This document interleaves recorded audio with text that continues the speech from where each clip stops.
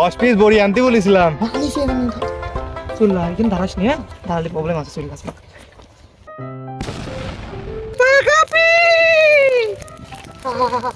মনে হচ্ছে আমি শাকচুন্নি হয়ে গেছি। আমার কাছে আজ 2-400।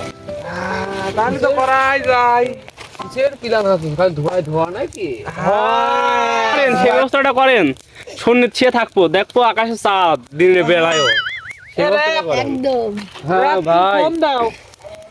ও বলে আকাশে উড়বি, বাতাসে ভাসবি। কথা হচ্ছে আগুন তারপর তো গা হিট। তোমার কি মনে হয় আজকে?